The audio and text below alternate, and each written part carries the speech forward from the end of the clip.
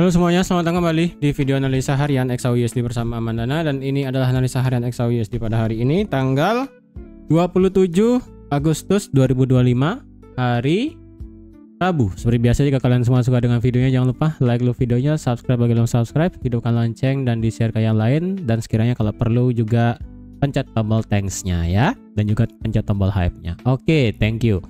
Nah, untuk sekarang bagaimana untuk di XAUUSD? Ya, sekarang sih ya, kemarin ya, literally gimana ya bahasanya ya, 2 kali kesempatan saya pribadi untuk bisa tembak long itu tidak dikasih sama market, tapi ya udah ya. Karena sekali lagi ya, kemarin sudah saya bilang bahwa saya lebih prefer itu untuk ambil posisinya adalah buy.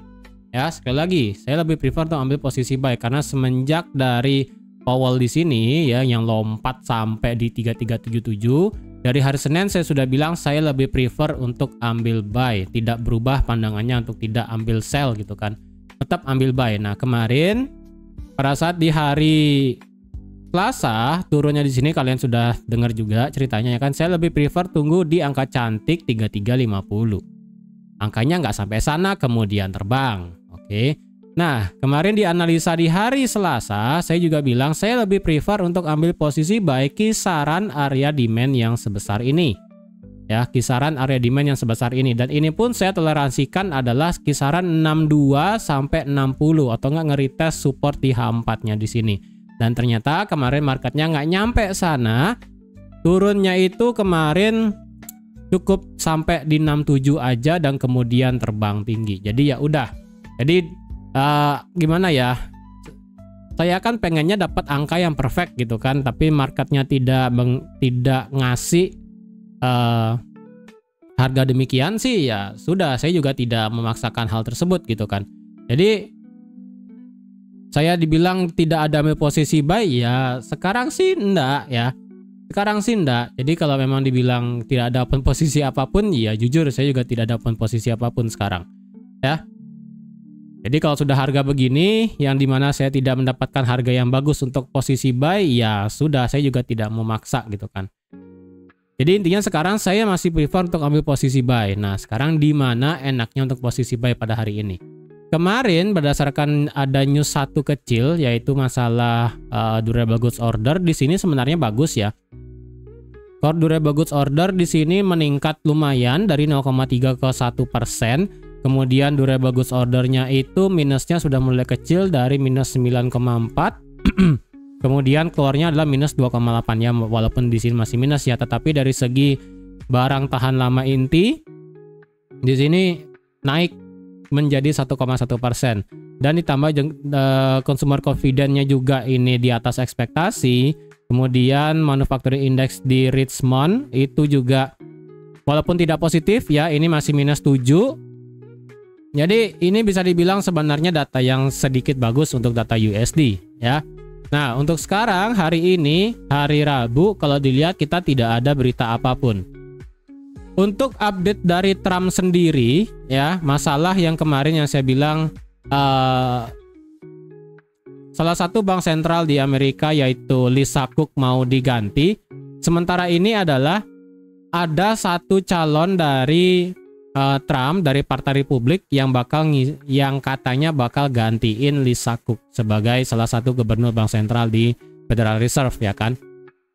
Nah, sekarang apakah memang benar Trump itu menginginkan partainya untuk menjadi dominan di Federal Reserve? Karena menurut saya sih ya, apa yang dilakukan oleh Trump di sini lebih kepada sifatnya politis. Bukan sifatnya sebagai ya memang untuk ekonomi dan sebagainya. Ini lebih kepada sifatnya politis ya, karena kita tahu bahwa keinginan Trump adalah untuk menurunkan tingkat suku bunga di Amerika supaya menjadi serendah-rendahnya kalau bisa gitu kan. Karena masalahnya di Federal Reserve itu bukan bekas sih, lebih banyak kemarin itu adalah orang-orang dari Biden ya, lebih banyak orang-orang yang ada dari Partai Demokrat. Nah, sekarang mulai gini nih, mulai ngerombak sedikit Trumpnya supaya di Federal Reserve itu dominan adalah orang-orang dari Partai Republik. dengan cara apapun, kemungkinan sih pakai cara kotor atau enggak ya nggak, entahlah ya, saya nggak tahu. Jadi di sini lebih kepada bahasanya sifatnya politis sekali, ya, politis sekali.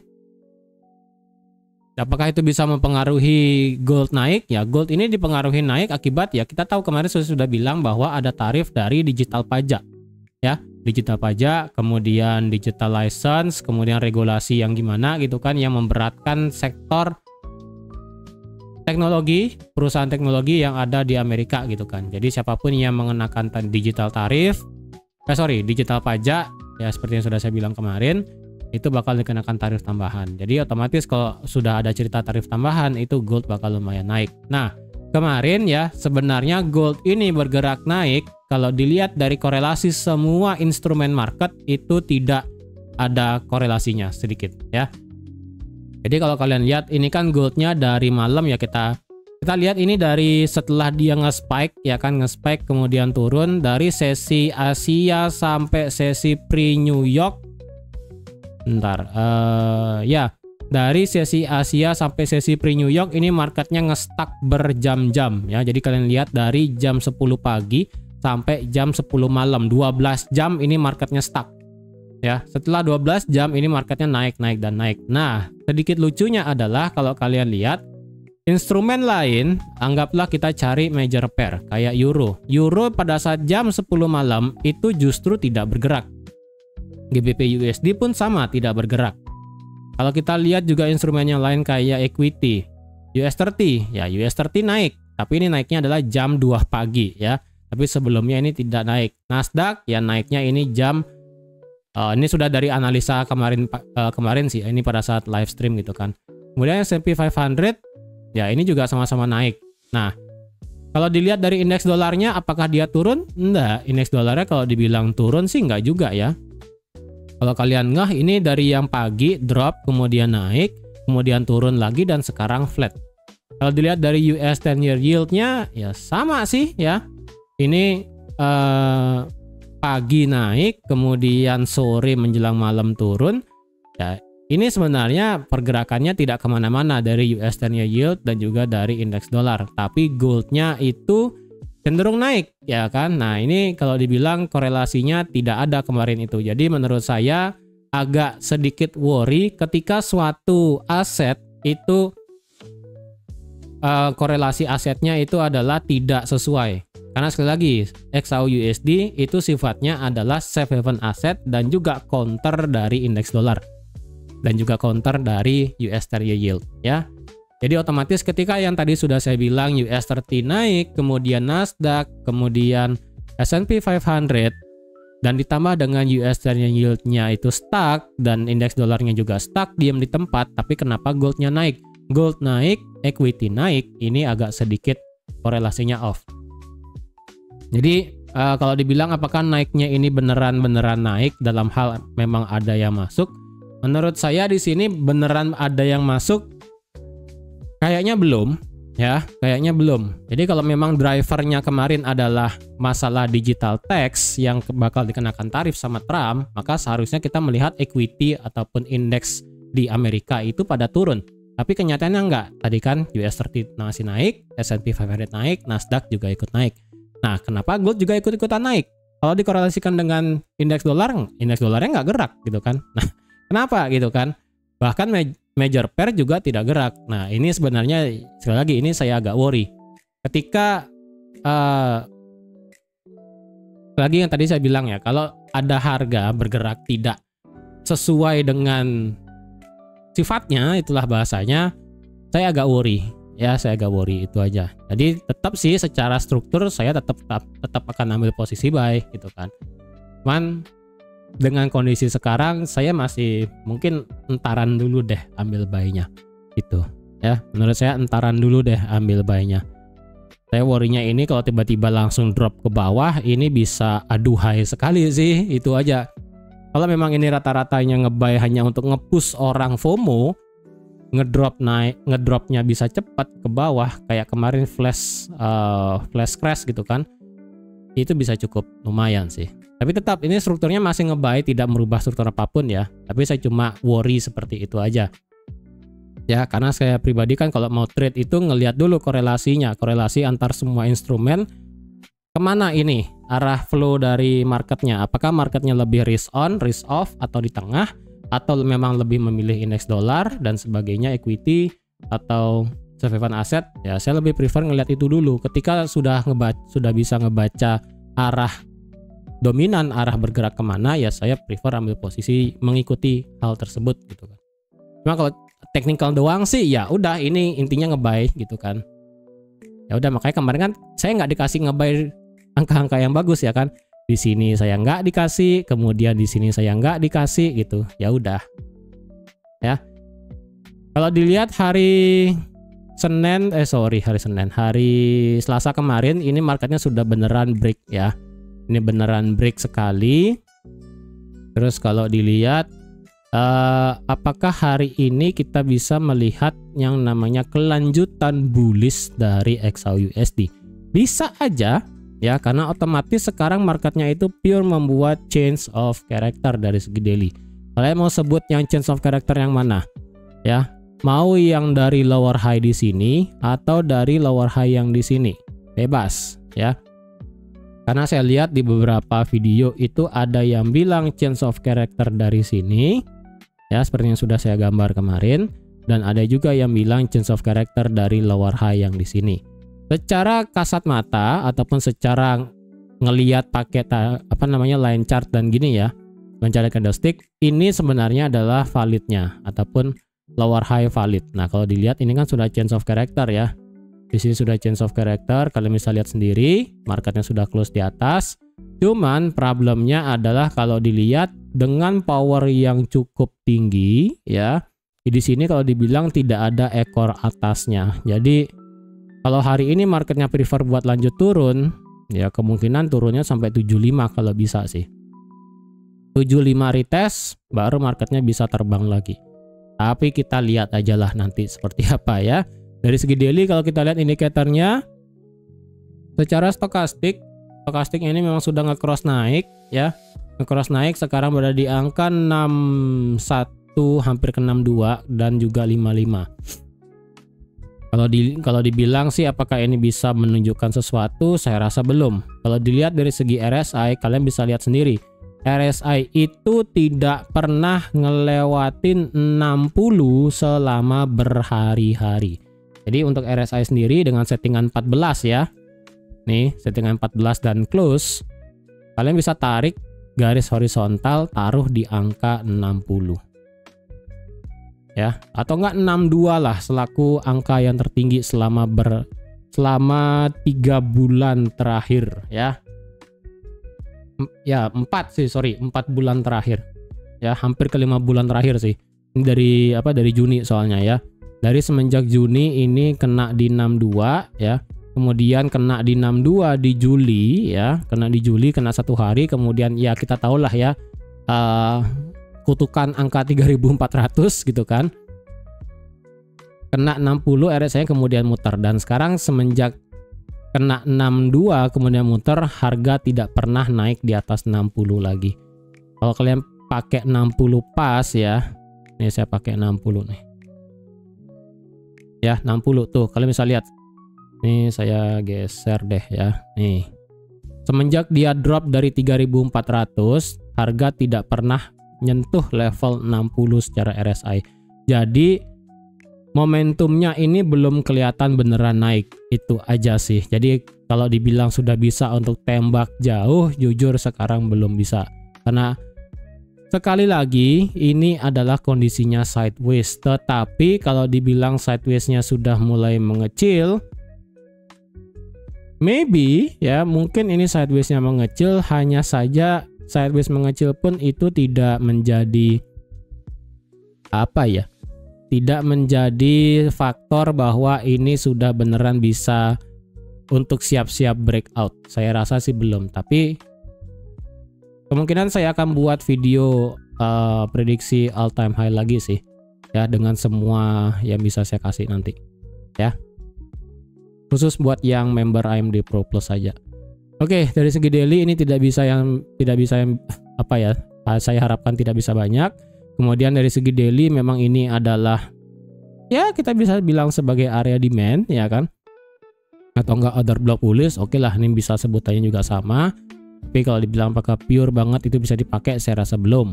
Dari segi H4 saya worry ini adalah divergent ya. Ntar, oh untungnya enggak ya, untungnya enggak. Saya worry ini sekilas kayak bentuknya divergent. Untungnya sih ini bukan divergent ya, di sini tidak terdetek adanya divergent sih. Ini tetap harganya ngebuat naik. Kemudian di sini juga harganya ngebuat masih lebih tinggi. Kalau dibilang apakah di sini kita melihat suatu pola tertentu, tapi sebelum itu kalau kita lihat dari segi stokastik H4 di sini sudah cukup panjang ya. Stokastik H4 diem di atas 80. Ini sudah selama 16 jam. Kalau berdasarkan histori terakhir 16 jam, sorry kok 16 jam berapa ya tadi itu? Sorry, 1 hari 16 jam. Salah ya, 1 hari 16 jam. Ntar ini saya gini deh ya. Ini kemudian sekarang sampai sini ya, 1 hari 16 jam. Kalau dibandingin dengan data terakhir ketika marketnya masuk ke 80, 1 hari 16 jam itu di sini. Nah ini kalau secara ujungnya sih, secara histori terakhir ketika H4 stokastik sudah ngelewatin 1 hari 16 jam, ini justru bisa muter ke bawah.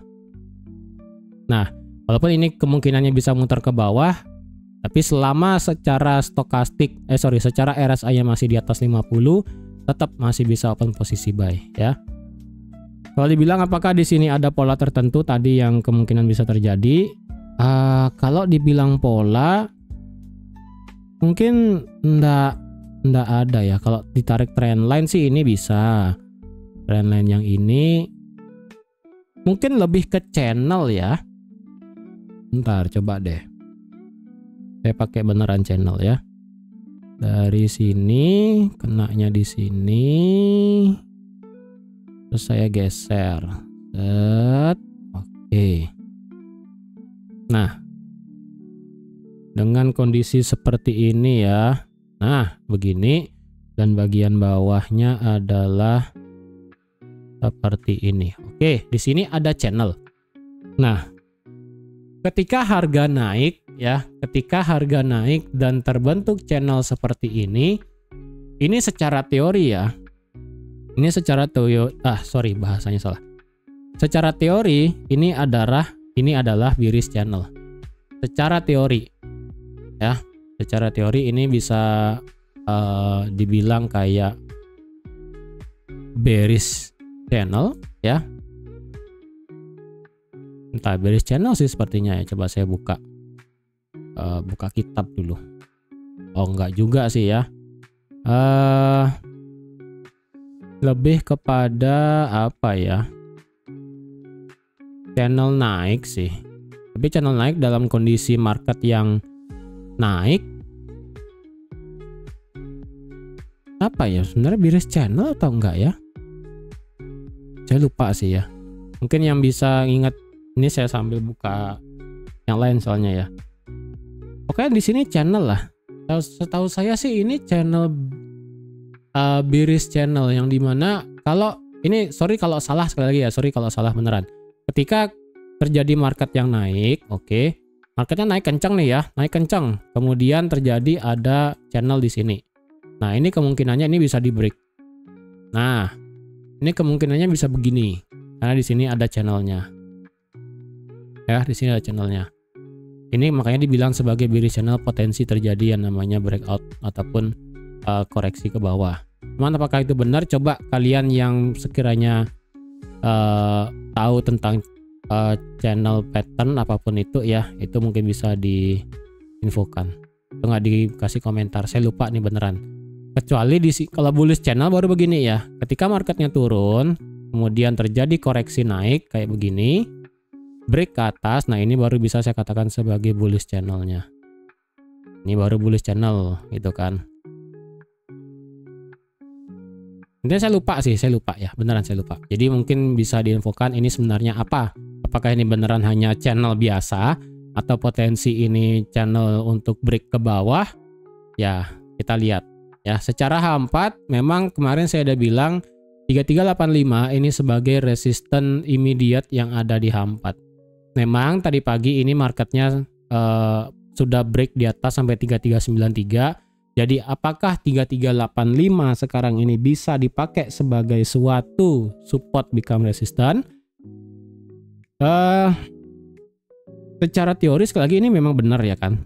Tuh, cuman di sini sih. Jadi kan kita heran kenapa ini marketnya berhenti di 3393 ya. Kalau kita cari historinya 3393 ya memang ada. Kalau kita cari sampai jauh ke belakang memang ada di sini tuh ya, pucuknya di sini. Ada.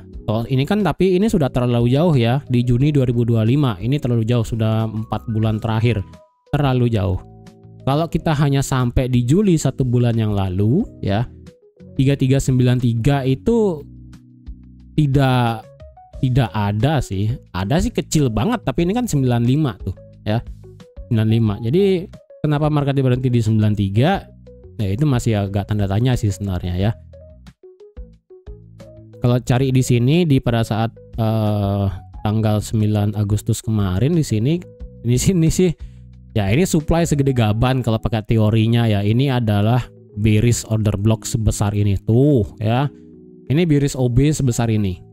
Sebesar segambreng ini ya, dari harga 3403 sampai harga 3382. Ini memang bearish OB segede gambreng gini ya. Jadi kalau dibilang apakah marketnya jadi wajar turun, ya wajar. Tapi apakah saya nge-sell di sini? Ini gede loh ya. Dari 3383 sampai 3400 itu 210 pip, itu gila. Tapi benar sih marketnya turun gitu kan. Cuman kalau mau nge-sell ya sedikit problem.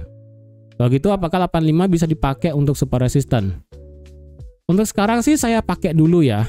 Mungkin ini saya agak ragu-ragu sih 85 ini. Bisa dipakai atau enggak, itu aja sih ya. Terus kemudian 75. Kalau 75 secara H4 saya rasa ini bisa dipakai ya sebagai H4-nya. Kalau H1-nya saya rasa di sini ada immediate support-nya yang ada di harga 78 ya. 78. Ini channelnya saya hapus dulu ya biar nggak banyak banget. Kemudian di bawah 75 ya udah, ini masih sama ya. Di bawah 75 ketemunya 62 pelaku H4, daily-nya 3357. Ini bagian bawahnya masih sama, tidak berubah ya. Bagian atas kalau dibilang 3401 itu adalah H4 ya, H4 dan daily sih sebenarnya ini. H4 dan daily kalau mau ya. H4 dan daily. Kita ke H1 sekarang. H1 apakah divergent? H1 divergent juga tidak ya kan, masih santai aja. Secara H1 kalau kita lihat nih nggak ada sih itu. Kalian bisa lihat nih kenapa marketnya berhenti di sini ya. Nih saya kasih garis sekarang ya. Kenapa marketnya berhenti di 3393. Nih kalau bekas kemarin di sini itu apakah bisa dikategorikan sebagai supply-nya? Ya bisa aja sih di sini. Ini secara H1 lebih ya. Nih secara H1 lebih masuknya di sini. Benar ya. Ya teorinya masuk. Cuman ya ini banyak banget candlenya sih. Makanya saya tidak berani bilang ini sebagai supply yang bagus aja. Supply-nya iya bagus banget. Enggak, itu aja sih.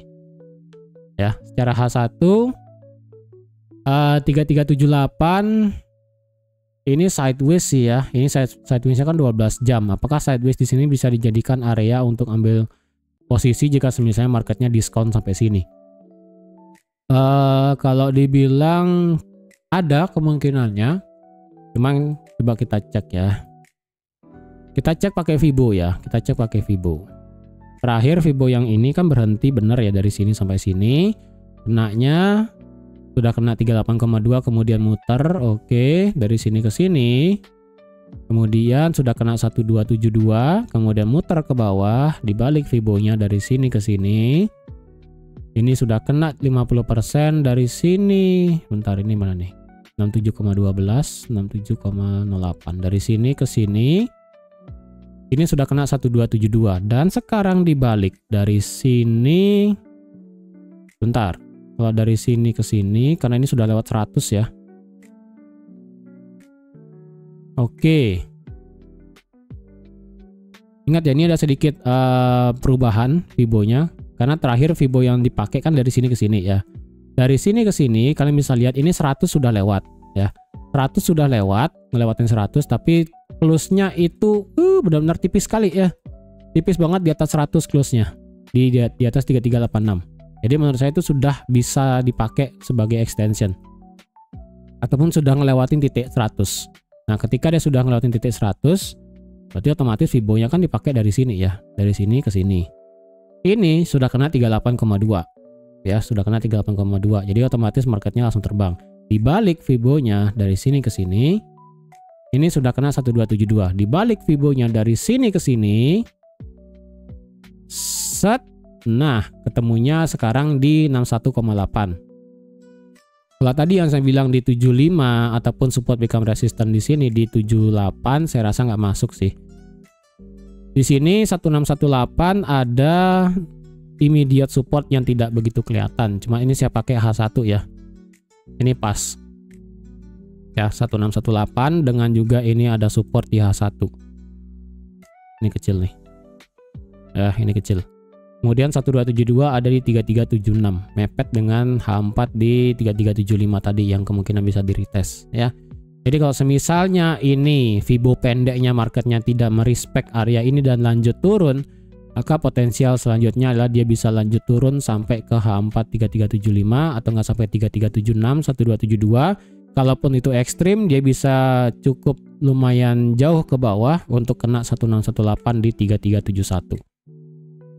Ya, sekitaran sini. Ini adalah minor supportnya soalnya.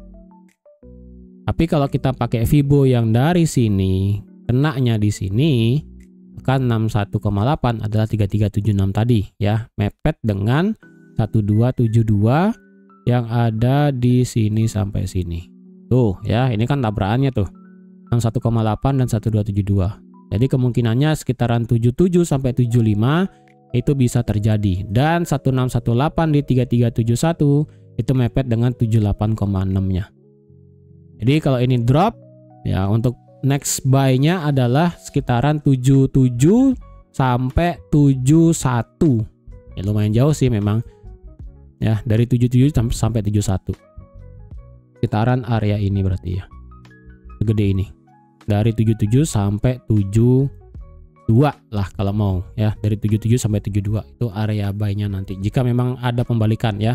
Tapi kalau itu ditembus, apalagi di sini ada minor supportnya di harga 71,5 ditembus secara H1, ingat ya, ini secara H1 kita tidak pernah break di bawah di sini ya. Ini menandakan adalah valid area supportnya. Ketika terjadi valid area support, sekalinya di break ini bisa langsung kenceng ke bawah. Nah, apakah ketika nanti kenceng ke bawah ini kita bisa pakai area demand? Saya rasa ini masih bisa dipakai sebagai area demand. Cuman apakah pantulannya tinggi? Nanti kita lihat reaksinya seperti apa ya.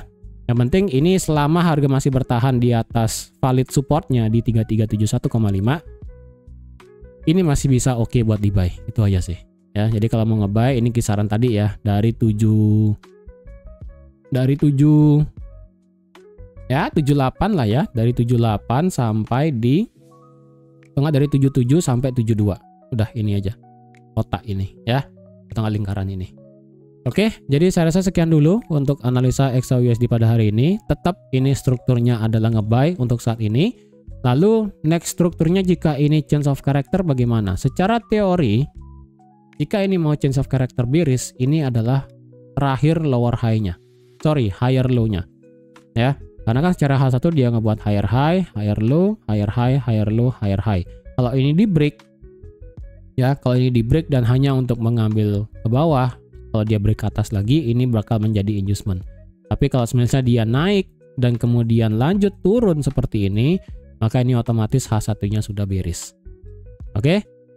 Jadi sekian dulu untuk analisa XAUUSD pada hari ini. Terima kasih sudah menonton video sampai habis. Terima kasih juga sudah like, share, dan subscribe seperti biasa. Dan sampai jumpa lagi di analisa harian XAUUSD selanjutnya. Bye-bye.